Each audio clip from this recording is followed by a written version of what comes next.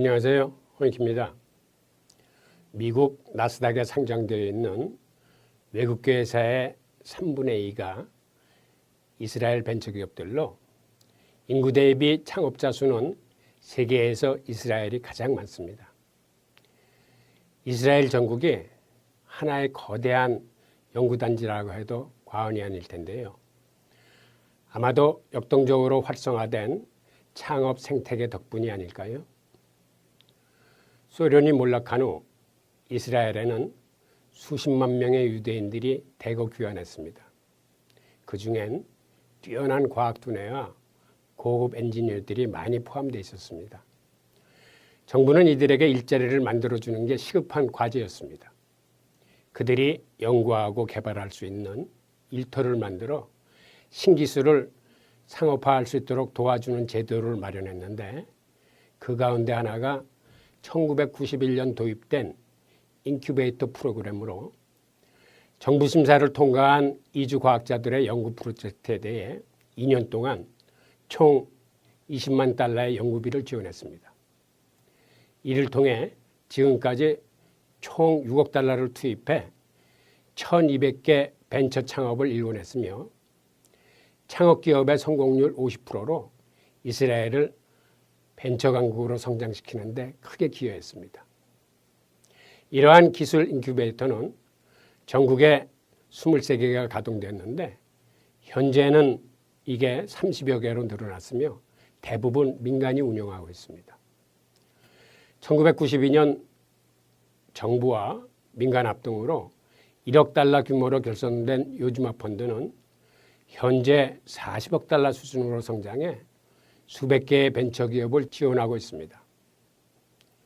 1991년 한 개에 불과했던 벤처캐피탈은 요즈마 펀드의 성공이 기폭제가 되어 현재 70개를 넘어섰습니다. 이들이 매년 10억 달러 내지 20억 달러의 자금을 벤처기업에 지원하고 있으며 1인당 벤처기업 투자자금도 미국의 2.5배, 유럽의 80배에 달하고 있습니다. 이스라엘 정부는 이스라엘의 기술력이 세계적 인정을 받고 외국 투자가들의 투자가 잇따르자 1997년 3월 요즈마 펀드를 민영화하는 발빠른 대응력을 보였습니다. 요즈마 펀드를 통해 투자금을 끌어들인 이스라엘 정부의 벤처캐피탈 산업 육성은 세계적으로도 가장 성공적인 경우로 평가받고 있습니다. 벤처 생태계가 형성되자 중요한 변화가 나타났습니다. 펀드를 받아 성공한 젊은 기업인들이 신생 벤처에 재투자를 하고 나선 것입니다.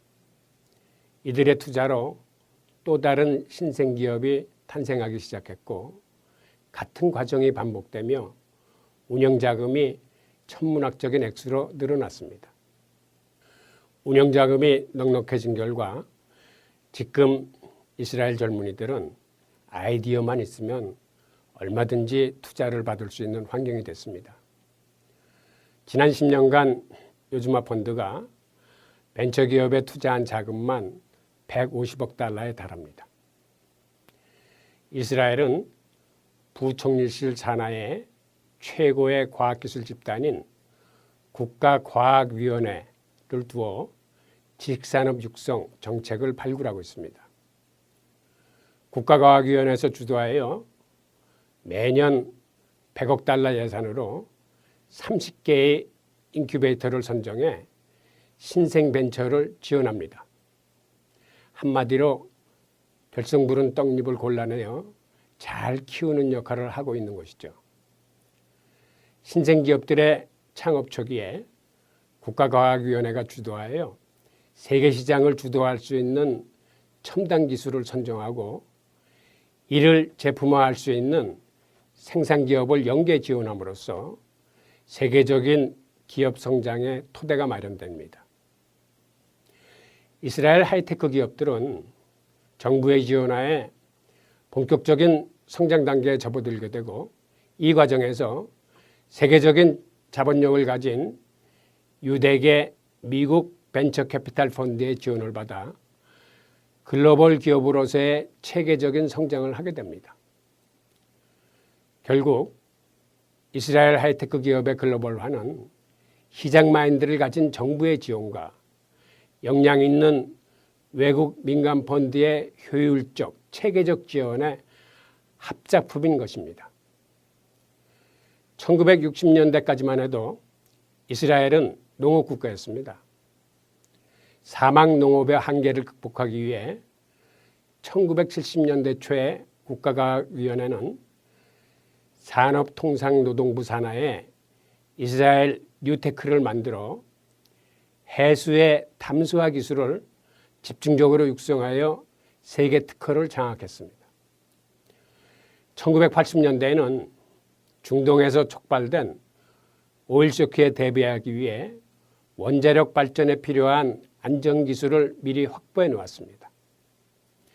석유파동 이후에 원자력이 대세를 이룰 것이라고 예측하고 원자력이 0.1초 만에 폭발하면 원자폭탄이 되지만 2년에 걸쳐 천천히 폭발하면 발전소가 된다는 것을 생각해내요. 이를 위한 안전기술을 개발했습니다. 원자력 발전 특허의 대부분을 이스라엘이 소유하고 있습니다.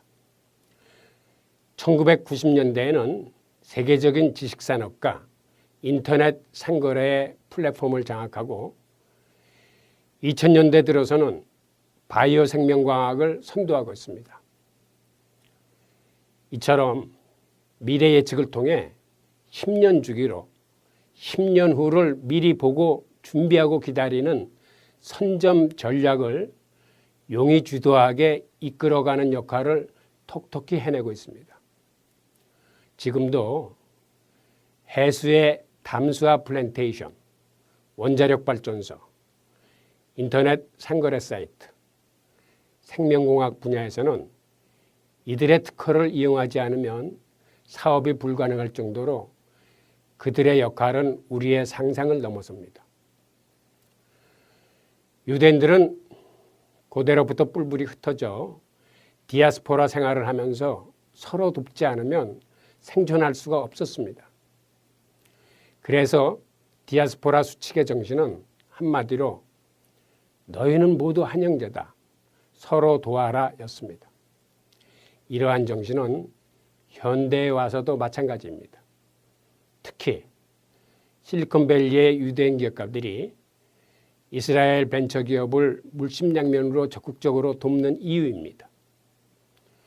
그들은 초기 투자에서부터 연구, 마케팅, 협업, 나스닥 상장에 이르기까지 모든 면에서 물적, 인적 지원은 물론 노하우와 필요 정보 제공 등 성공을 위한 모든 지원을 아끼지 않습니다. 어쩌면 이것이 이스라엘 벤처계가 활성화된 가장 중요한 이유일 것입니다. 이스라엘의 벤처 생태계가 우리 리더들에게 주는 인사이트는 무엇일까요? 여러 전략적인 정책의 활용도 중요하지만 더 중요한 것은 미래를 내다보는 선점 전략과 서로 돕는 협동 정신일 것입니다. 감사합니다.